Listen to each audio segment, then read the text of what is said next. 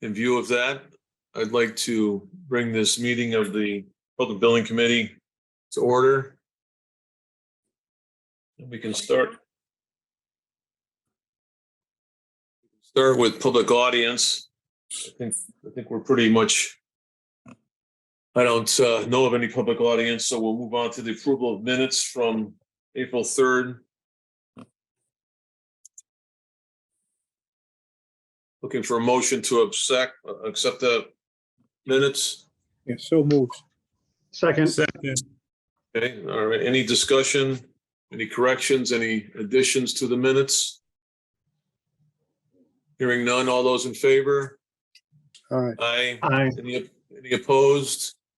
Motion carries. Mr. Chairman, just please note my abstention. I was not present. Oh, Ryan, I'm sorry.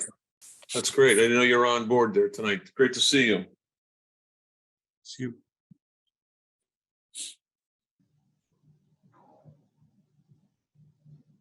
So we'll start with Arcadis's report. Jack? Good evening, everyone. Construction throughout the month of April has continued, and most notably, we've seen the building frame basically really take shape.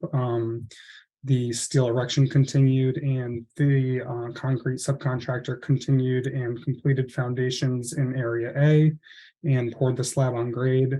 And in addition, Mid-State continued with the drainage around the site, the underground detention system underneath the parking lot, and, you know, working hand in hand with the concrete contractor backfilling, et cetera.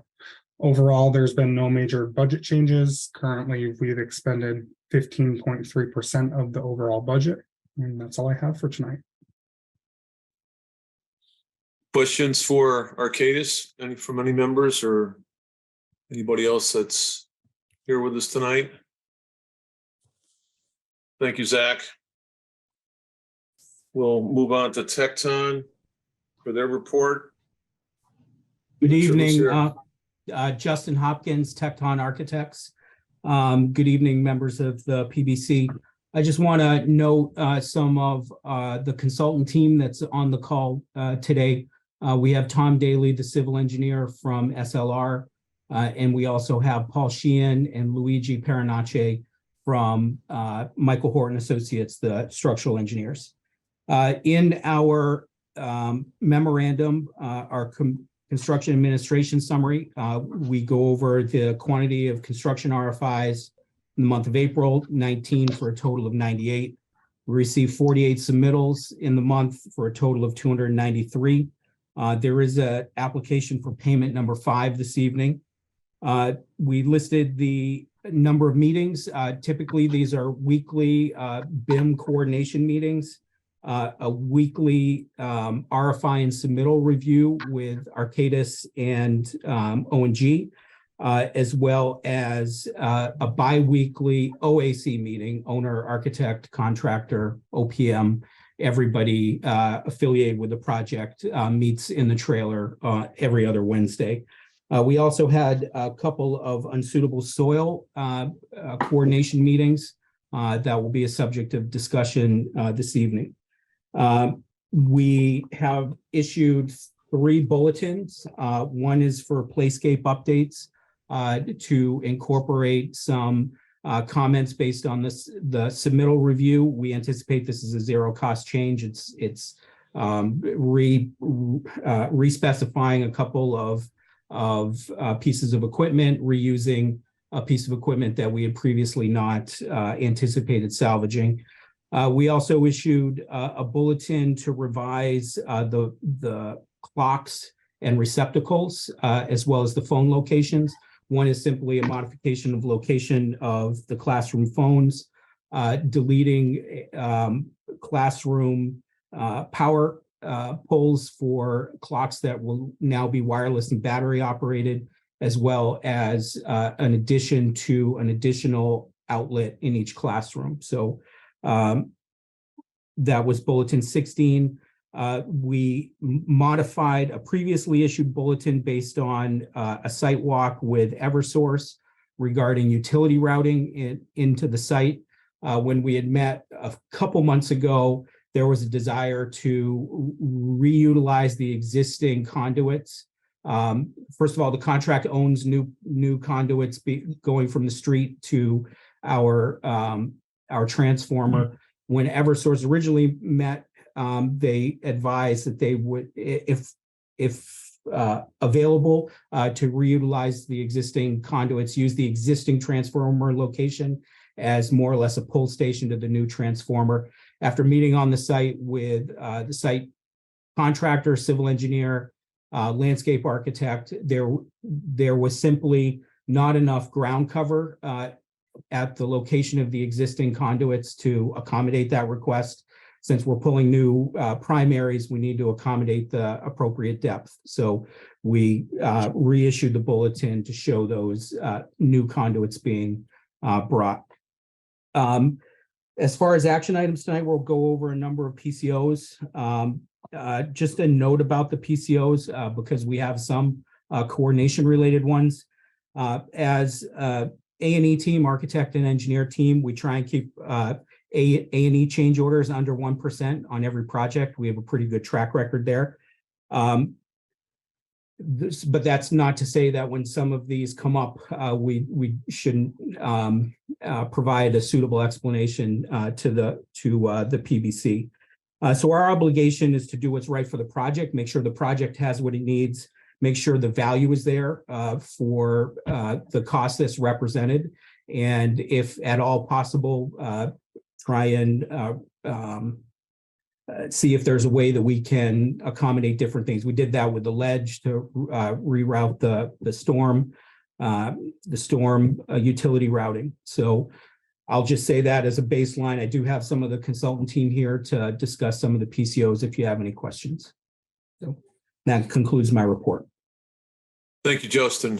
Any questions from the committee for Justin this time? Hearing none, we'll move forward to O&G's report.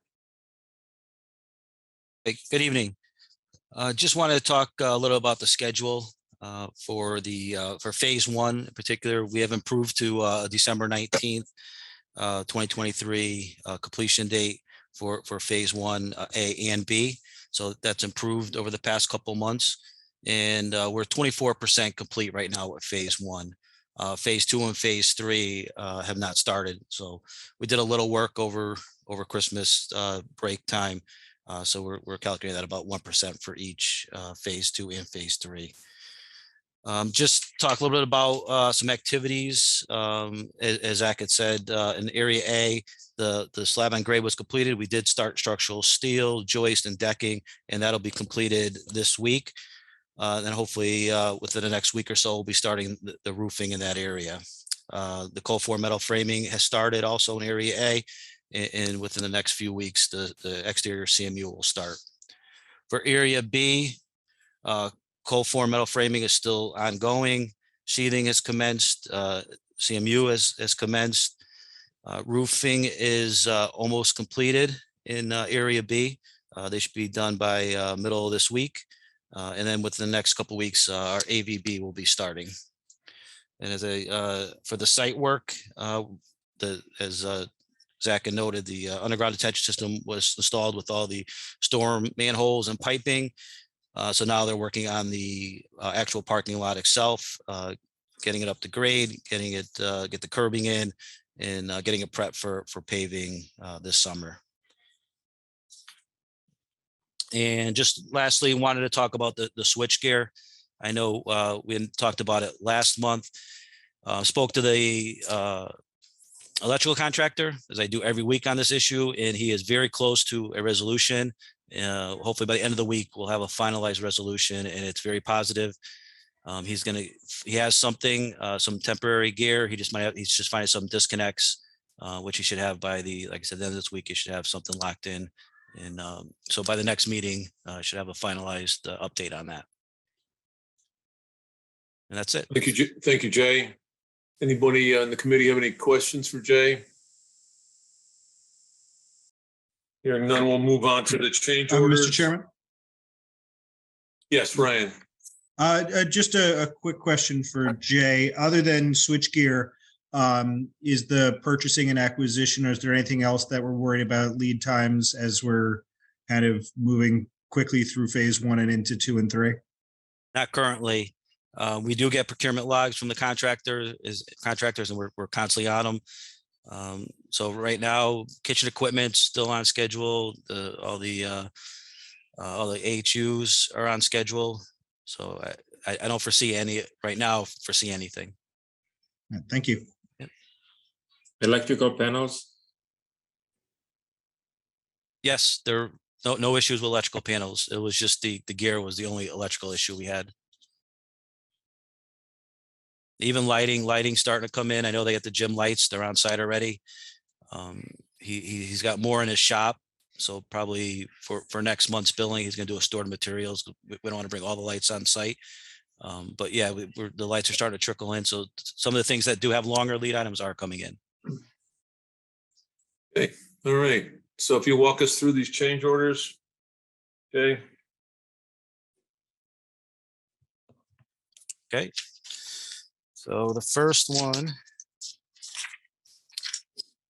is PCO 17. And this is for some additional labor material equipment for structural clarifications for Bulletin 1. And it's the amount of $34,203. So I'm not sure, Justin, if your team wants to explain this.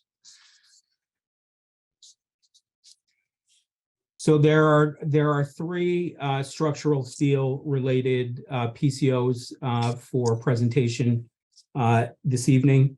They represent, as Jay had mentioned, clarifications and revisions to some steel beam sizes, weights. Most of the cost associated with these PCOs is in overall tonnage. Paul, I don't know if you have anything you'd like to add to that. No, they were basically items that came up based on the final, once Shepherd Steel was on board, questions, some coordination items that needed to be addressed, deck edge type pieces that needed to be detailed. We did go over the initial price with both O&G and the steel contractor, and basically tried to weed out any items that we thought were already in the documents that should have been removed. So we did that. The one item that I just wanted to point out that on the erection side, we felt it was a little bit high. We suggested to do it as a time and material, but O&G suggested that we just go with a lump sum price. So we did settle on that cost as a fair value for the amount of work that was required.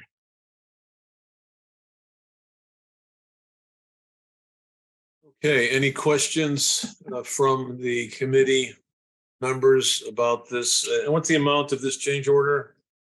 Jay? It's $34,203.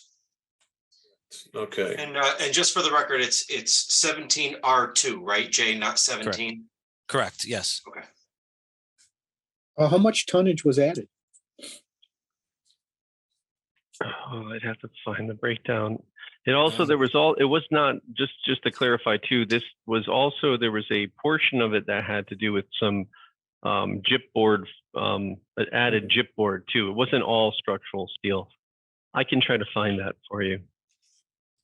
Might take me a minute though. Question for Arcadis. Yeah. Has Arcadis weighed in on this? Have they reviewed this change order?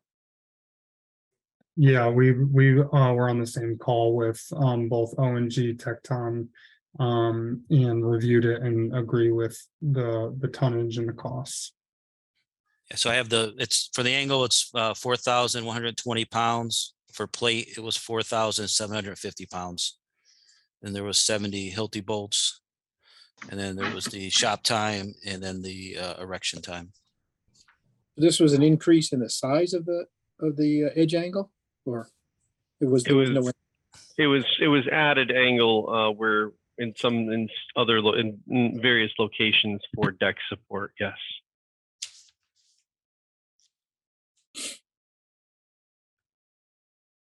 And why wasn't this maybe found out earlier or during the drawing coordination?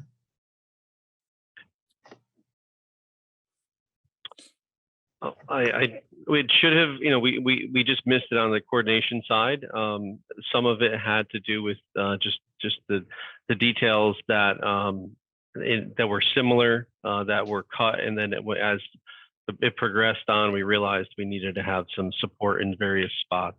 So it was caught after the fact. When you say caught after the fact, Bidding, sorry, after the bidding right, phase. okay. Sorry. After the I didn't- bidding phase, right, that's Correct. fine, that's fine. That's, I just want to clarify. So it's still, in the end, it's stronger and there's been value added, is what you're saying, generally speaking? Yes, in the way it should have been on the drawings. It's an item that was needed. So this is why we went through 2 revisions to make sure that the price was fair, because ultimately, it's on the drawing. It should have been on the drawings, but we did pick it up.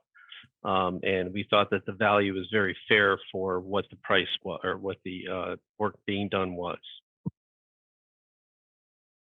I'm just curious. So was this something like, for instance, the shop drawings were done independently of the sub, correct?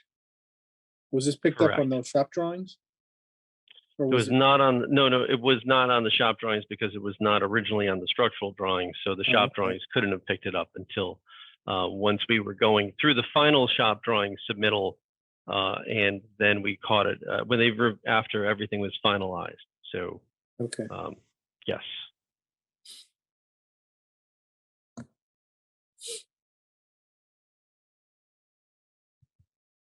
Okay, any other questions from the members? Do I hear a motion to accept and move on this change order?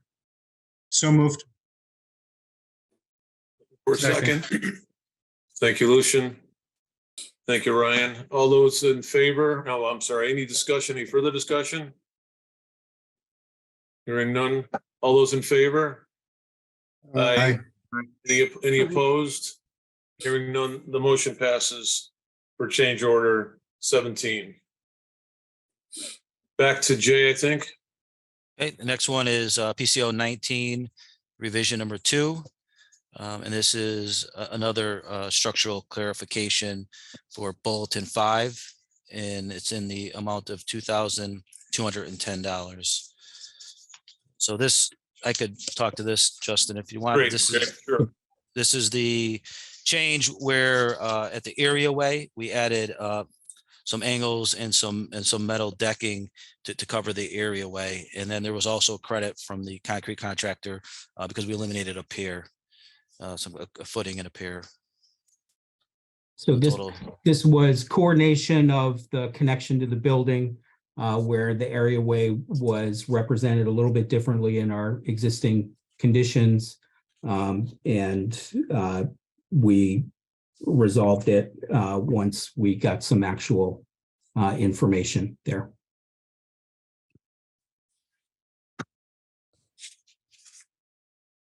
Any other comments or questions from the committee on this change order? I'll look for a motion to move on this. So moved. Second. Done. Thank you, Ryan. Any further discussion? All those in favor? Aye. Aye. Any opposed? Hearing none, the motion passes. Back to Jay. Okay, the next one is PCO 21, revision number 2. This is for some structural clarifications, and it's in the amount of $11,356.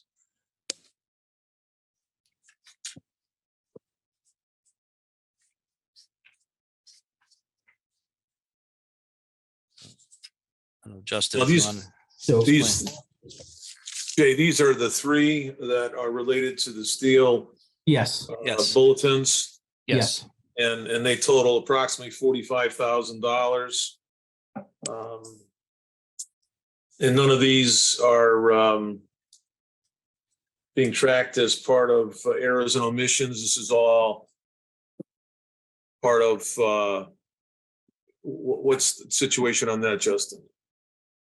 So this was for some additional reinforcement. Okay. It will be tracked as an E&O Okay, on a list, which I'm certain that Arcadis is putting together, or any good project steward puts together that list. Certainly. This is Yep. the last structural PCO that I would say goes into the whole group of clarifications through the finalization of the shop drawings and coordination. so the first one was the 34,000 and the last one is the 11,000. Those were the big numbers. The 2210 was really kind of an on-site kind of, clarification that you could see more clearly once things were coming together. Correct. So, okay, I just want to clarify that. All right, Yep. That's kind of my question. Any other questions about change order number 21, PCO number 21? So what's the reason and what are we getting for this? Paul, you So- want to fill in the gaps Yeah, here? so this was at the gymnasium. This is where there's a structured polycarbonate panel assembly noted at the gymnasium. Our office did not realize that was actually almost more of like a translucent panel. So we did not have the lintel that was above that. Once we found out from the architect that was actually a translucent panel that had to have a lintel. We designed the proper steel for that and added the bulletin. So that's where that came from, that change. Okay. Thank you. Any other questions from the committee? Looking for a motion to move forward on this change order. Yeah, so moved. John. Second, thank you, Lucian. Any further discussion? All those in favor? Aye. Aye. Any objections?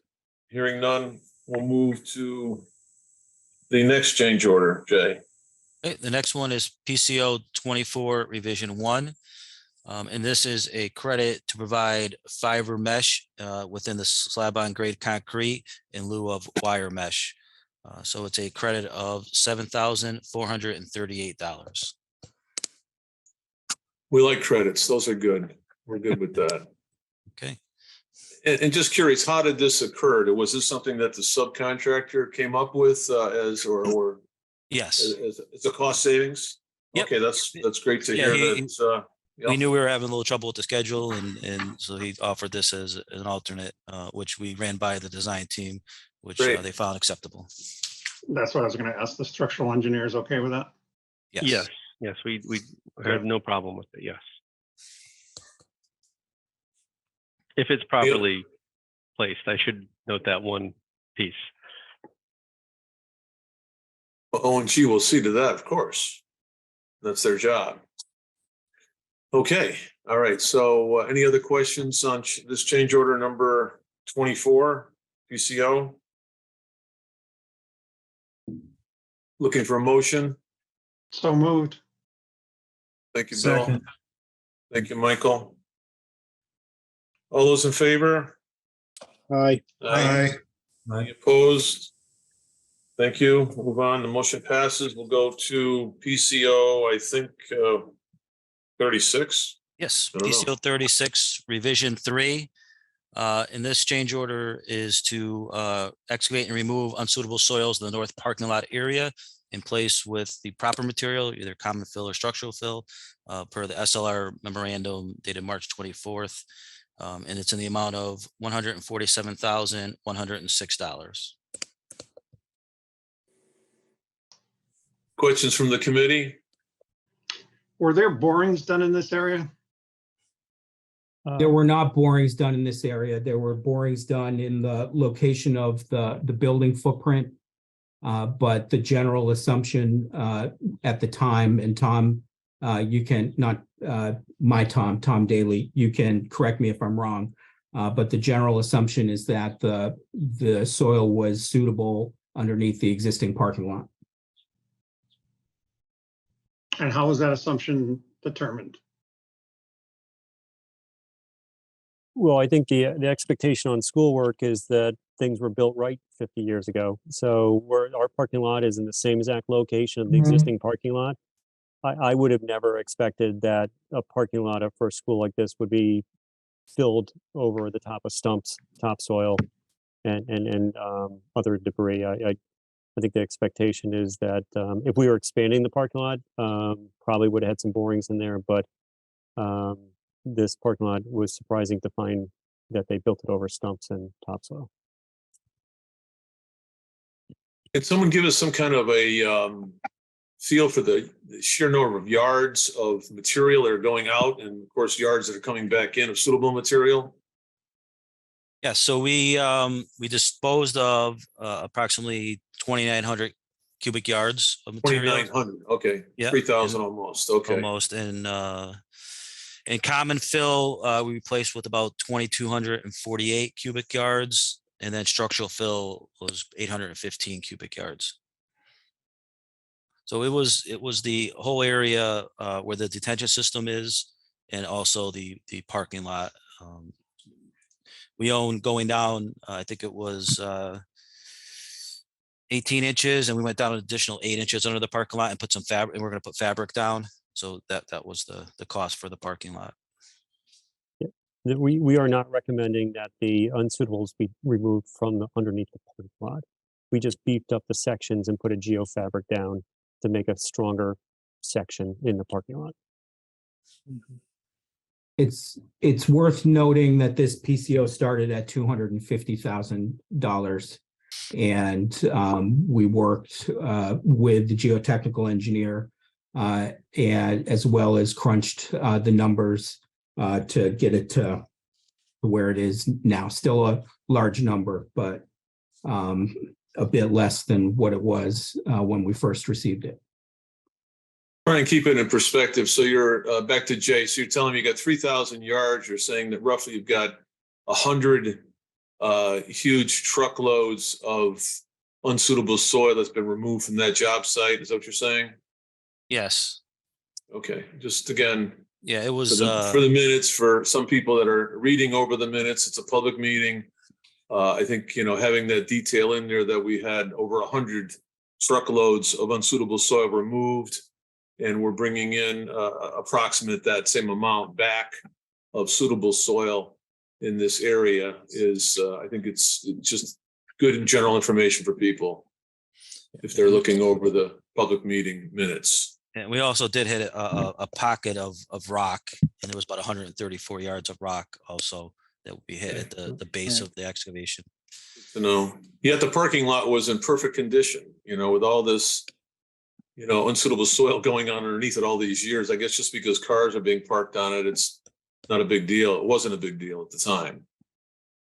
That was our, Mr. Chair, that was our argument, or that was our question when we were sitting there. It's been a parking lot for 50 years. Right, and it's been in good shape, and there hasn't been a lot of history of problems that we're aware of anyway. Okay. Just to clarify, because I know it says it's $20 a yard less $1.50, which is owned. What did they own as part of that? I'm just curious. That was the portion they were going to reuse on site. So any excess material they were going to use on site, and that was their cost that they included at bid time to store and then replace. So where they had a fill area. So we deducted that from the unit price. Gotcha. Okay. Mr. Chair? Yes. Yes, Ryan. Justin, you said that you're not doing the whole parking lot. You're not. It's just the additional section. Did I hear that correctly? So the areas. So we have a subsurface detention system that's in the parking lot, and we have some additional drainage structures and additional drainage piping. So where that is excavated for, we need to remove the unsuitable soil and replace it with either structural or common fill. Where there is nothing underneath the pavement, We are just excavating down to 18 inches, putting a layer of geotextile membrane, and then building up from there. So, so where there is nothing underneath the parking lot, we are not over excavating that stuff. Okay, but there's some level of remediation happening across the parking lot, just a matter of the degree in the the detention area versus the just plain parking. Right. Correct. Yep. Okay, thank you. Question, Mr. Chairman. Yes, Mike, please. Can somebody give us a rough tally of what's been spent on unsuitable material and mass rock to date? And is there an indication that we're past all of it, or are we still possibly going to find more? Okay. I don't have the exact dollars on what we spent to date. I don't know, Zach, if you have that handy, but I can talk about the future. And the only area that is unknown right now is the east side of the building. We have a detention system going in that parking lot in the east lot. So we are going to do the next half day. The students have, we're going to do test pits over in that area to verify the material and see if you know, in the rock in that area. But the whole north area, we're pretty much complete with all the underground utilities. So you know, that this change order resolves the north area. Mr. Chair, to answer that question about the unsuitables to date, change orders number 1 and 2, which were predominantly soil conditions related, totaled about $215,000.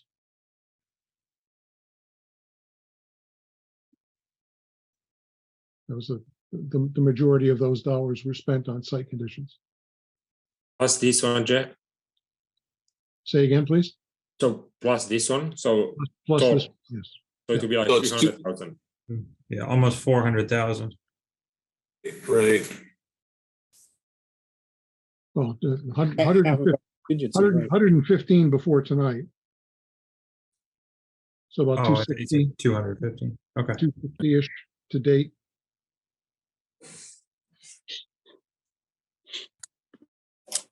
Will we get a tally of the time and material that's being spent on this change order, this $147,000? No, this is not time material. We use the unit prices, and there was one unit price that they did not have in the contract, and we agreed to as a team with Arcadis and Tecton. So you're thinking this is going to be a better cost overrun, the amount than a time and material? Yes. Even though we still have another area on the east side, you said that we're not sure if we have more unsuitable soil over there to get rid of, because there's another detention center over there, or piping. Yes, we don't know that area at all. There was no borings done, so we're not. So the sure. prices negotiated for this would be hopefully utilized on that if we run into trouble over there as well. And so you're thinking Yes. that pricing is still going to be better than time and material. Oh, yes. Okay, that's the answer I'm looking for. Yes. Thank you, Jay. And just to reinforce what Justin said earlier, there was a considerable amount of negotiation on this change order. I can attest to that. If I could. Good to know. Good to know. Go ahead, Tom. Yeah, I just had a quick question or maybe a confirmation with SLR. I know, the easy answer always when you hit unsuitable is just dig it all out. I appreciate the effort made to kind of come up with an alternate as opposed to replacing everything. But with the detention system being in that area, is there any concern now that we're adding groundwater to areas where there may be some buried stumps and such, which may now react or start to rot, whereas before they may not have been subject to that same level of groundwater? I just want to make sure that that was looked at.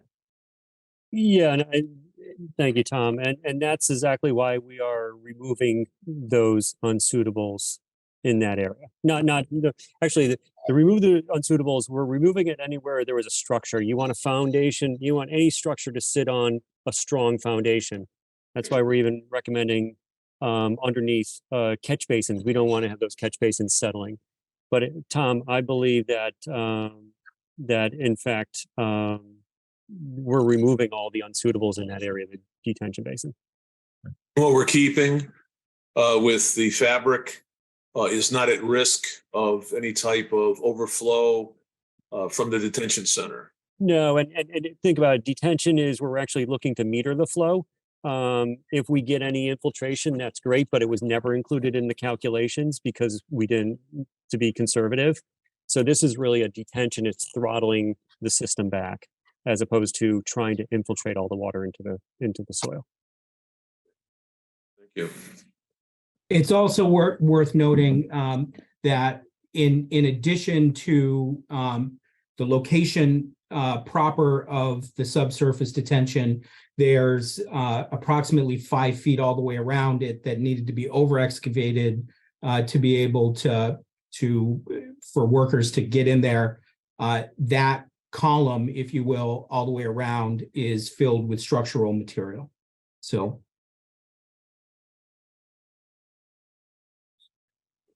Any other questions from other committee members? Any other information that anyone wants to share on this change order? I think we should move forward. I'd like to hear a motion to move this motion forward, this change order. So moved. Thank you, Ryan. And second. Okay, John, thank you. Second. All those in favor? All right. Aye. Any opposed? Hearing none. It passes. Let's move forward to the next less disturbing change order in terms of the monies.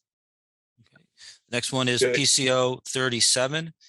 And this is to delete one bollard at a handicap sign area. After reviewing the documents, it was actually behind a curb.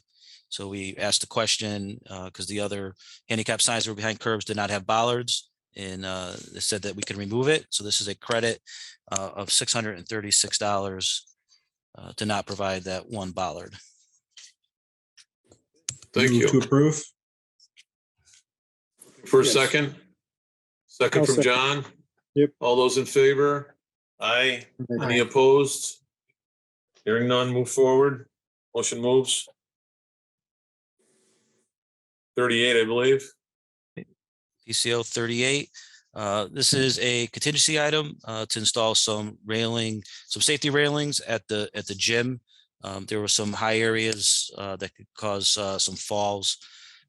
So we had the carpenter out there to protect the area and make sure no one would fall off any of the slabs. So it's the total is $1,558, and again, it's coming out of contingency, so it's $0 to the project. Any questions from committee members? We'll hear a motion. So moved. Second. Thank you, Ryan.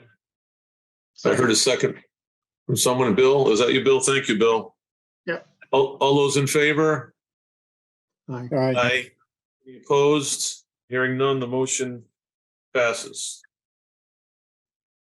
Okay. Change order number 40. PCO 40, and this change order is for labor, materials, and equipment to relocate the arborvitae trees that are at the property line of the school and the driveway coming up on Mountain View Drive. And the total is $16,654. Can someone give us some background on this? Yeah. Why are we moving trees? So I don't know. You want, I can take the first stab at this one? Okay, Yeah. go ahead, Tom. Sorry, I was muted. Kind of, I'm going to say nothing less than a very unusual circumstance where the abutting property owner inadvertently planted a large number of arborvitaes onto town property. At this point, the way we've decided to view it is the trees actually add a value to the school property in terms of giving some privacy to the house and also to the school. And essentially with the trees being on town property, we're simply relocating trees, which as Principal Luzetti would say, are already Latimer trees. So it's a good way to both enhance the project and keep good relations with the neighbor. Why are we relocating them? They are in the Currently, way too of close the to existing electrical. sidewalk. Thank you. They'll remain a buffer. Is that the idea, Tom Roy? They'll remain a buffer between the property owner and the edge of the school property. Exactly right. So we end up with what I think is still a good buffer for the property. Just with the new sidewalk going in there, they're going to need to be relocated a few feet. All right. But there's also a propane tank there too, right? Yes. The relocation of the propane tank is going to be the responsibility of the homeowner.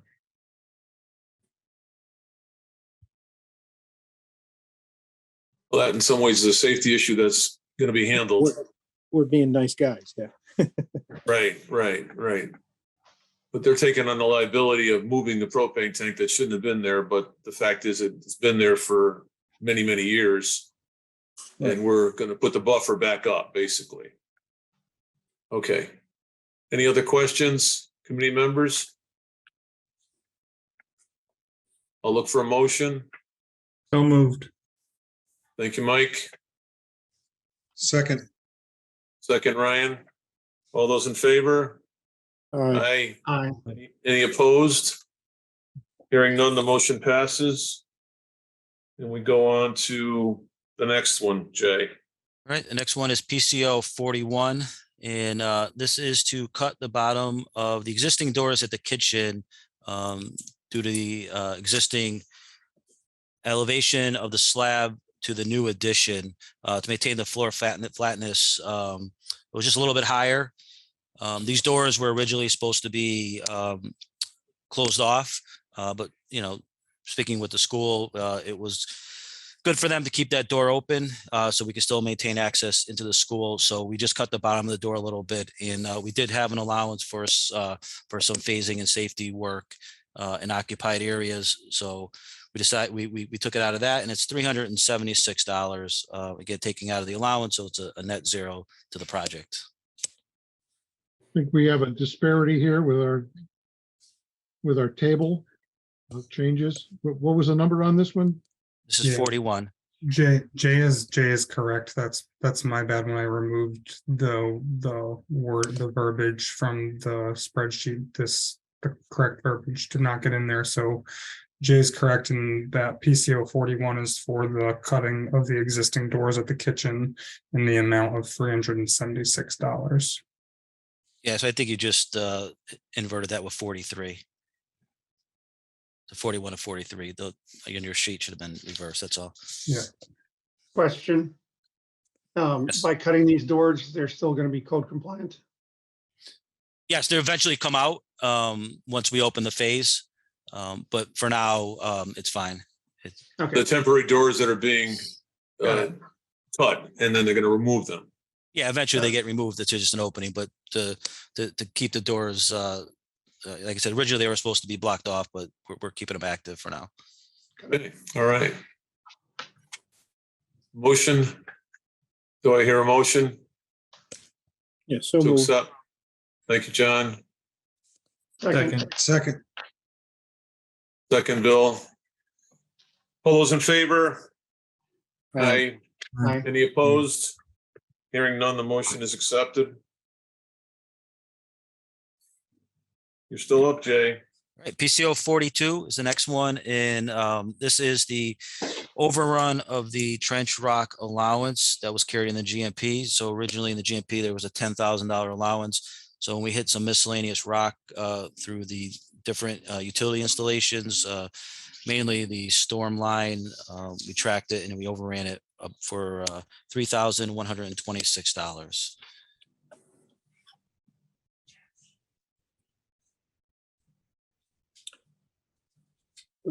How does this relate? Questions? Didn't Yes, we John, go pay ahead.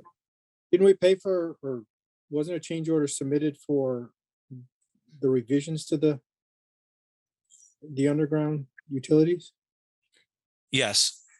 And this was above areas that we did not know about. And some of it was in areas One of them, I think, was areas that we knew we were going to hit it. Mhm. So, and it was not in that original one. Oh, so in other words, you never applied the $10,000 allowance to that. No. Okay. So we always kept the 10,000 just in case anything miscellaneous came up, for this instance.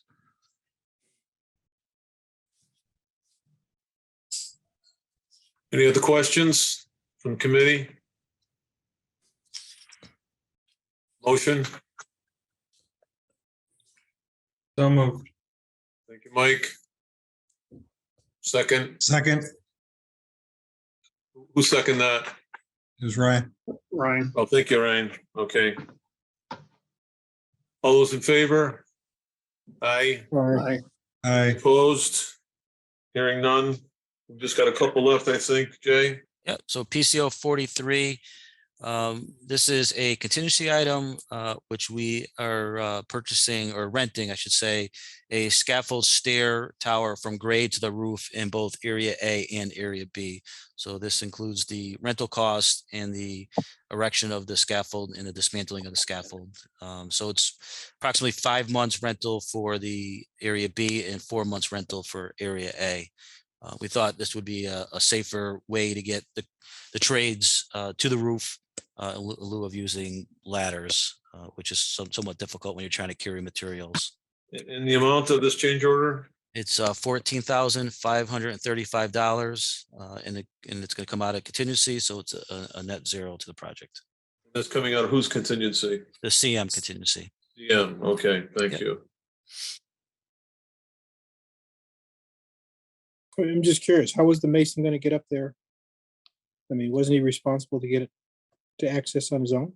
The mason has his own scaffolding. This is for the other trades. The roofer and the HVAC plumber, the carpenters have to build the parapets. So once we realized how many crews actually were going up there, we thought this would be the safest option. None of these trades had figured any equipment in for, even if they were going to do it independently of each other to get to their project? Ladders. They would have used a ladder. Okay, was there any time that they had figured in that, or that's going to be saved in a way, or is this strictly just safety? There's no time saving? It's primarily safety. Primary safety. Yes. Okay, all right. Any other questions from the committee? I think the safety issue is paramount, and I think it's a good move here. So I'm looking for a motion from the committee members. Yeah, so moved. so moved, Second, Thank you both. All those in favor? Aye. Aye. Any opposed? No, no one's opposed. Thank you. That motion moves. Is that the last? One more. There's one more. PCO 44. So this is another CM contingency item, and this is for additional safety railing at the roof. So we had purchased approximately 80 linear feet of safety railing in the bid. And then once we were starting to install the roof, we realized that, we needed some more. And so again, for safety and to protect the employees and the crews, that we would just add additional safety railing for 2 months rental. And this would help out and protect everyone. Let them concentrate on their work. Yep. So the amount is in Right. $4,334, and it's going to come out of CM contingency. So it's a net zero to the project. Questions, committee members? I need a motion. Yeah, so moved. second, You both. All those in favor? Aye. aye, Any opposed? Hearing none, I think that is the last change order. Is that correct, PCOs? Yes, that is correct. Okay, we're done with that. Yes, thank you. Thank you. Okay, I think we'll move on to invoices. I think the first invoice we have is from Arcadis in the amount of $12,318. I'm looking for a invoice number here. Perhaps someone can find it before I find it. The date is May 24th, 2023. Invoice number, here we go. 34360,808. Do I hear a motion? So moved. Second. All those in favor? Aye. Aye. Any Aye. opposed? Hearing none. The motion passes. The next invoice is from Tecton, dated 4/24/2023, invoice number 46170 in the amount of $505,484.52. That's the balance to be billed. That's the invoice. balance, Mr. Yeah. Chair. Sorry. Well, hey, listen, I know you'd like that now. That would be That's a good great. month. Huh? Good job. Okay, back to the actual invoices, $20,973. We know where you live, so That's we wouldn't, we'd catch you. We'd catch the money. Just to be clear, $20,973 for invoice number 46170. Do I hear a motion? So moved. Thank you, Second. Bill. Thank you. All those in favor? Aye. Hearing none and opposed? The motion passes. Okay, now we go to Tri-State, which is an invoice dated 4/21/2023. Invoice number TSMT 11762 in the amount of $2,939.50. Looking for a motion? So moved. Second. Second. Thank you both. All those in favor? Aye. Aye. Aye. Any opposition vote? Hearing none, the motion passes. And then we get to O&G's payment number 5.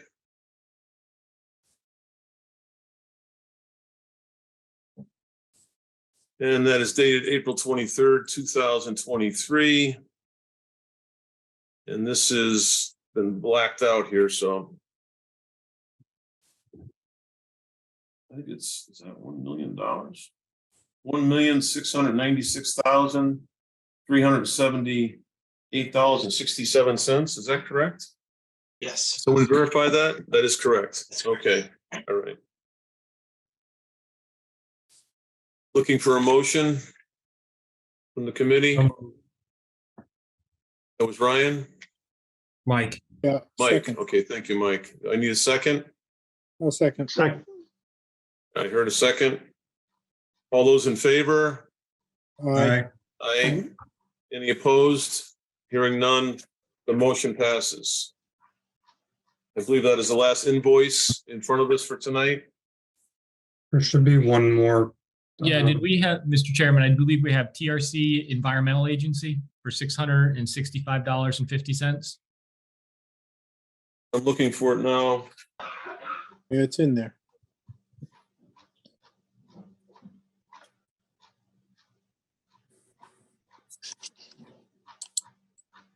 I can't find it in my packet, but that doesn't mean it's not in there.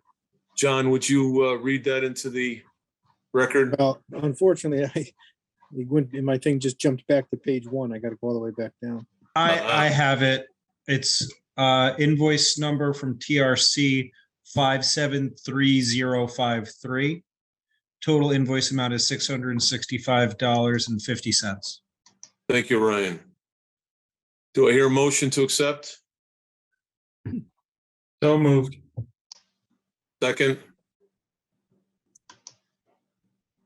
Second. Thank you, Bill. All those in favor? Aye. Any opposed? Hearing none, the motion passes.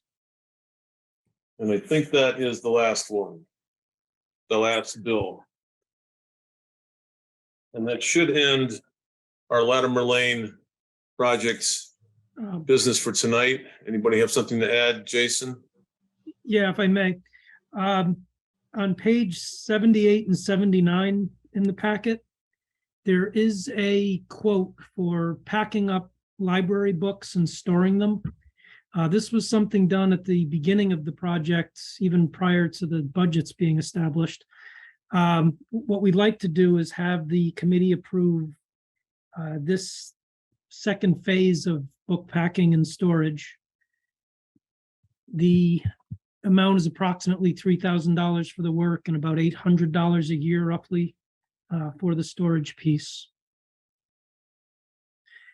And who's that invoice come from? Who created that invoice? Meyer. Right. Meyer Movers.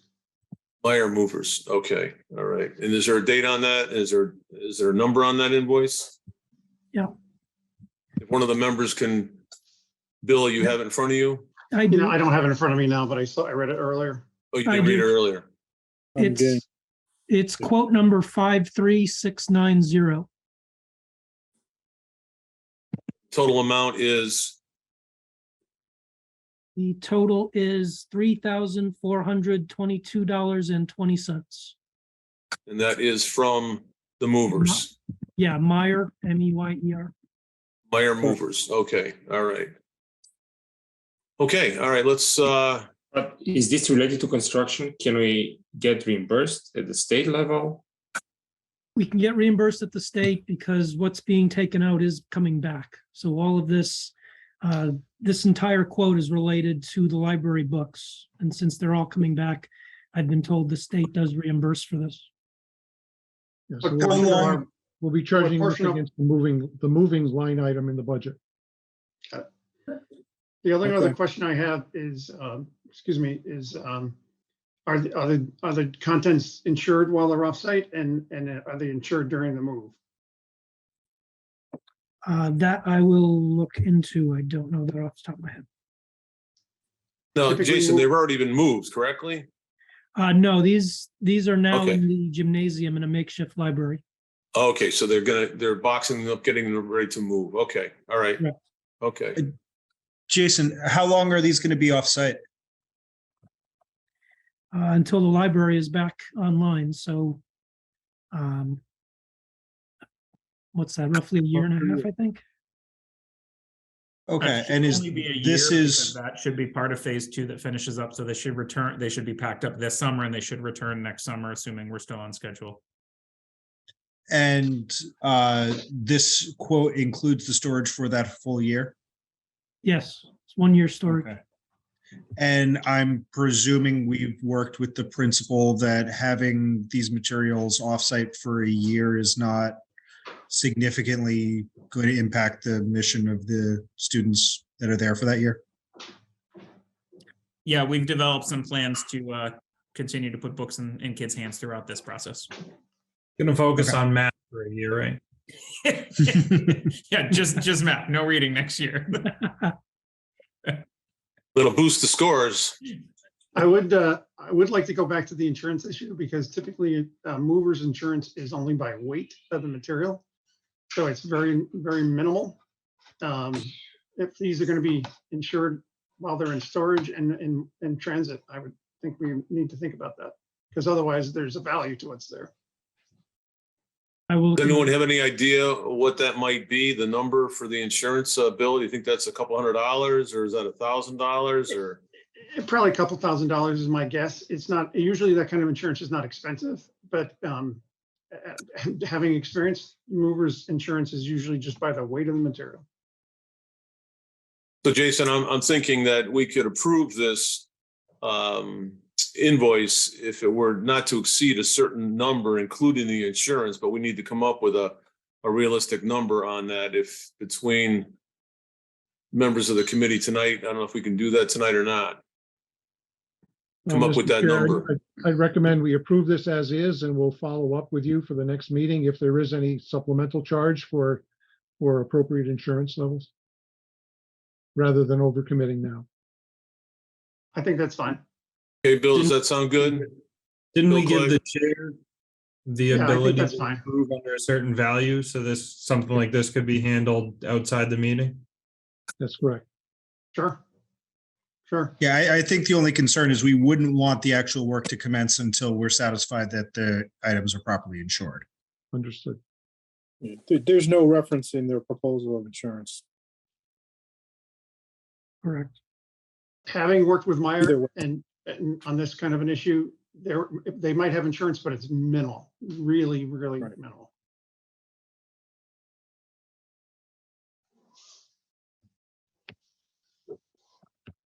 So what's the motion? What's the number? You want to approve this for the number that you had, the 3,000, what was that, Jason? It's 3,422.20 Okay, cents. so we need a motion to Yeah. move this forward. I make a motion to approve that value and give the chair the ability to figure out and approve the insurance as a follow-up. I'll second that. All those in favor? Aye. Aye. Aye. Any opposed? Hearing none, the motion passes. Any other loose ends in terms of invoices or information we need to share before we close out? That was all I had. Rich, I just quickly. Yes, before we Tom. wrap up- Yeah, I Go know it's ahead. been a long meeting, but I just did want to take a minute and acknowledge Dick Ostap's resignation this past week and the fact that he had been on this committee for nearly 40 years and has certainly added a lot to the town throughout all of his efforts for the committee. And also let everybody on the committee know that there will be a process. It starts with the Democratic Town Committee to nominate somebody to fill that spot that's left by his resignation. And as soon as that can be filled, it'll go to the Board of Selectmen, and hopefully we'll bring the committee back up to full strength, especially with all the work you guys have in front of you. Okay, Tom, thank you for your comments. Any other business? I had just a question, that obviously acknowledging the service of our former chair.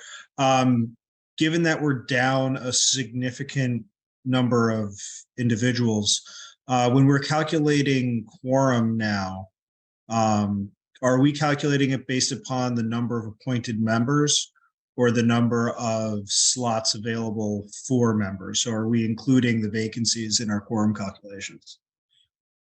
That's actually a great question. Let me check back and I'll get a rock solid answer from our town clerk and respond by email to the entire committee. Thank you.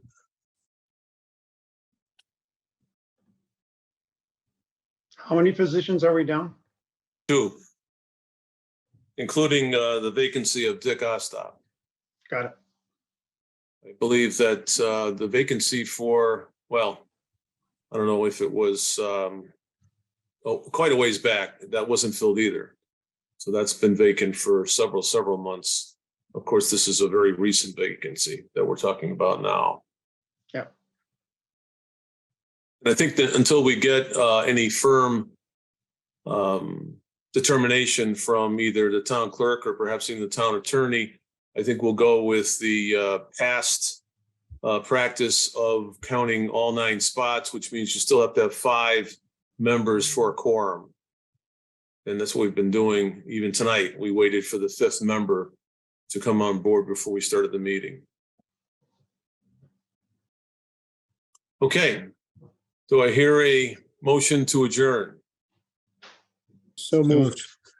Seconded? Second. All those in favor? Aye. Aye. Thank you very much. Good night, and hopefully good work and good weather.